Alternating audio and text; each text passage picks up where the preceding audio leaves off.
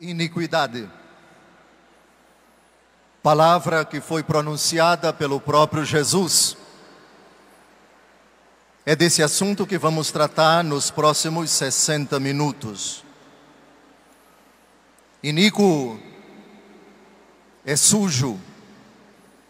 Iniquidade é sujeira, mas no contexto do Evangelho é sujeira moral.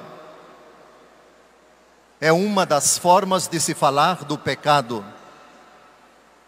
Maldade da criatura. Não se trata de mera imperfeição, mas de uma realidade inteligente, livre, e as consequências do abuso, da inteligência e da vontade, entenda-se, desobediência a Deus.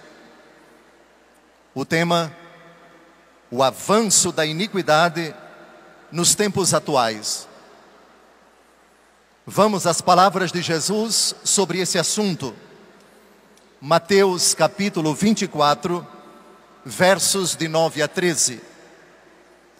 Sereis entregues aos tormentos, matar-vos-ão e sereis por minha causa objeto de ódio para todas as nações. Muitos sucumbirão mutuamente e mutuamente se odiarão. Levantar-se-ão muitos falsos profetas e seduzirão a muitos. E ante o progresso crescente da iniquidade, a caridade de muitos esfriará. Entretanto, aquele que perseverar até o fim será salvo. O apóstolo Paulo, provavelmente 30 anos depois que Jesus pronunciou essas palavras, escreveu aos Tessalonicenses, na sua segunda carta, capítulo 2, versos de 3 a 8, uma realidade que de certa forma alarga e explica as palavras de Jesus que falam apenas do progresso crescente da iniquidade. São Paulo fala do homem da iniquidade, do mistério da iniquidade. Cito o texto: ninguém de modo algum vos engane, porque primeiro deve vir a apostasia e deve manifestar-se o homem da iniquidade, o filho da perdição, o adversário, aquele que se levanta contra tudo o que é divino e sagrado, a ponto de tomar lugar no templo de Deus e apresentar-se como se fosse Deus. Não vos lembrais de que vos dizia estas coisas quando estava ainda convosco?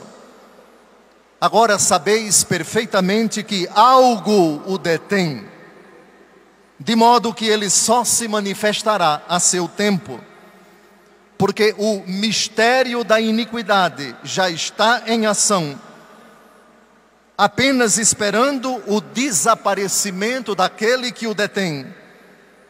Então, o tal ímpio se manifestará, mas o Senhor Jesus o destruirá com o sopro de sua boca e o aniquilará com o resplendor de sua vinda. Texto dos mais enigmáticos do Novo Testamento. Quem é esse homem da iniquidade? Como tipificar o mistério da iniquidade?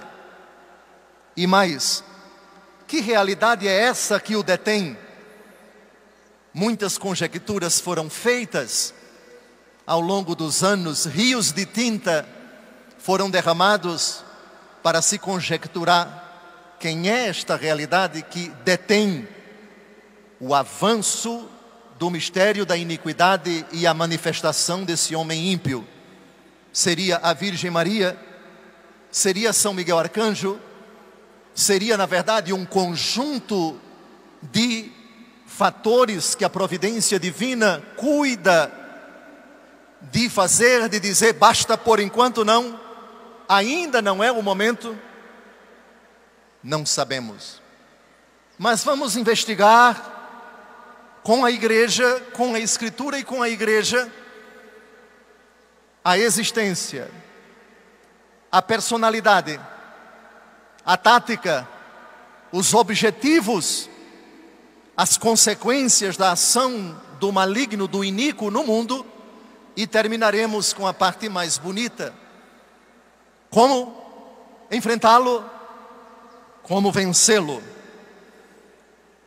Primeira realidade que já é um ponto positivo para o demônio: levar as pessoas a acreditar que ele não existe. Ou, se ele existe, que não é tão forte como a Escritura e a igreja dizem. No dia 15 de novembro de 1972, na Praça de São Pedro, São Paulo VI disse essa realidade que provocou gozo, tranquilidade, serenidade, confirmação da fé de muitos, quero crer a grande maioria, mas também a fúria e a indignação de alguns dentro da igreja.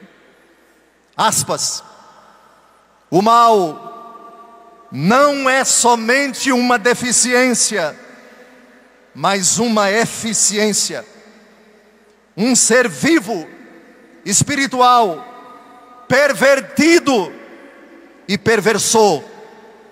Terrível realidade, misteriosa e pavorosa. Afasta-se do quadro do ensinamento bíblico e eclesiástico quem se nega a reconhecer sua existência, ou quem a explica como uma pseudo-realidade, uma personificação conceitual e fantástica das causas desconhecidas das nossas desgraças. O demônio é o inimigo número 1, o tentador por excelência. Sabemos também que esse ser obscuro e perturbador existe de verdade e que age com traiçoeira astúcia. É o inimigo oculto que semeia erros e infortúnios na história humana. Fecha aspas. Ninguém na igreja, leigo, padre ou bispo, tem o direito de se manifestar diante dos outros e dizer: o demônio não existe. Não é verdade. E quero lançar um desafio a quem faz essa desonestidade dentro da igreja. Tenha a coragem, tenha a hombridade de dizer: isso é o que eu penso e não concordo com o que a igreja diz. Tenha essa coragem.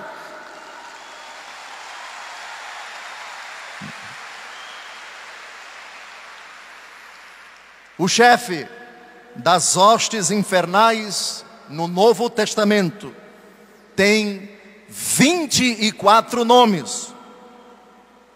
Príncipe dos demônios, tentador, mentiroso e pai da mentira, adversário, Belzebu, Belial, príncipe deste mundo, Deus deste mundo, assassino desde o princípio, dragão, Satanás ou Satã, serpente primitiva, diabo, maligno ou mau, inimigo, pecador desde o princípio, senhor da morte, poder das trevas, sedutor do mundo inteiro, anjo do abismo, Abaddon, Apolion. Ele comanda uma grande quantidade de demônios, chamados no Novo Testamento com diversos nomes, cujos principais são espíritos impuros, espíritos imundos, espíritos malignos, forças espirituais do mal e legião. Agora vamos conhecer um pouco da personalidade dessa figura pavorosa. Personalidade vem de persona, é uma pessoa espiritual, não tem corpo, imortal, não morre, dotada de inteligência e de vontade. Quando se fala na linguagem popular, fale-me um pouco da personalidade daquela pessoa. Se fala das qualidades morais dela: bondoso, honesto, decente, caridoso, humilde, estudioso, inteligente, etc. Ou o contrário, fleumático, bipolar, fingido, hipócrita, cínico. O demônio também tem um conjunto de personalidades, e elas estão todas na Escritura, e citarei apenas 5 delas. Primeira personalidade, sinal de personalidade, primeira manifestação da personalidade, característica da personalidade do demônio: invejoso. Sabedoria, capítulo 2, versículo 24.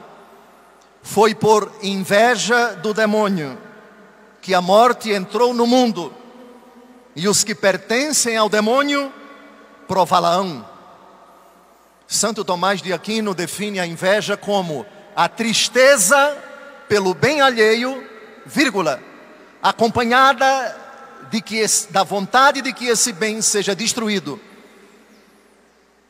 Tristeza pelo bem do outro pode não ser pecado, quando aquilo que o outro possui é fruto do pecado.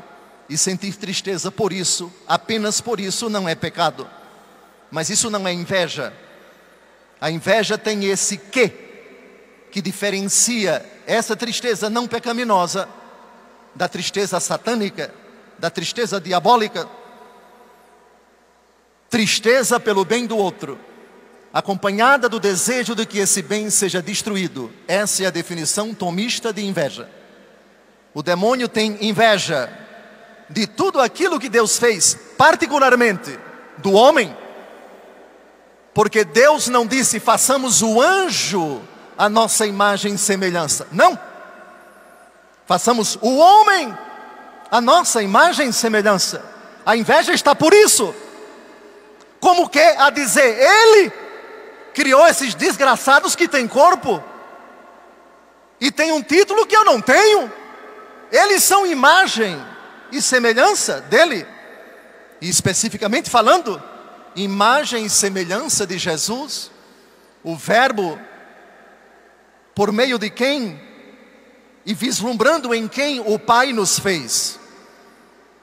Não há outro sentimento, primeiro, que mais defina a motivação da ação do demônio.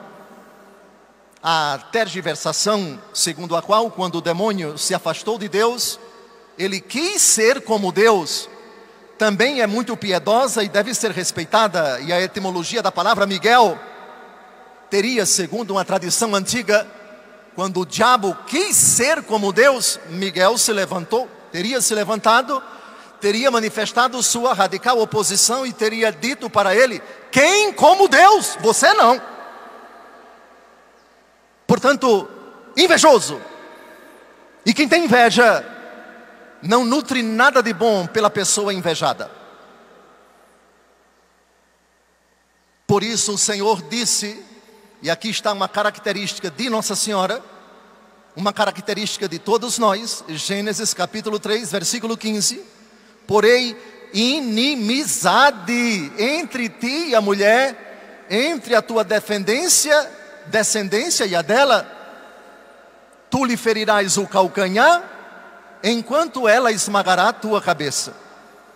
Maria, a inimiga da serpente, mas você também que faz parte da linhagem da mulher, a virgem revestida de sol, coroada de estrelas, tendo a lua debaixo dos pés, característica intrínseca. Mas atenção, Jesus diz: amai os vossos inimigos, fazei o bem aos que vos odeiam, Como conjugar a inimizade contra o demônio e o amor aos inimigos? Porque também devemos amar o demônio. Como? Se ele é inimigo? A resposta é muito simples. Os padres da igreja dizem, a distinção clássica, sobretudo em Santo Agostinho: ame o pecador e odeie o seu pecado. O demônio tem algo que devemos amar: o fato dele ser criatura de Deus e foi criado bom, e tudo que Deus criou é bom. Logo, o preceito de Jesus, amar o inimigo, Mateus 5,44, se aplica também a essa realidade pavorosa, mas não aquilo que ele sente, mas aquilo que ele é. Pois uma coisa é a natureza diabólica, que enquanto tal, por ter sido feita por Deus, é boa. Mas aquilo que ele faz no uso de sua liberdade, suas maquinações, não podemos amar.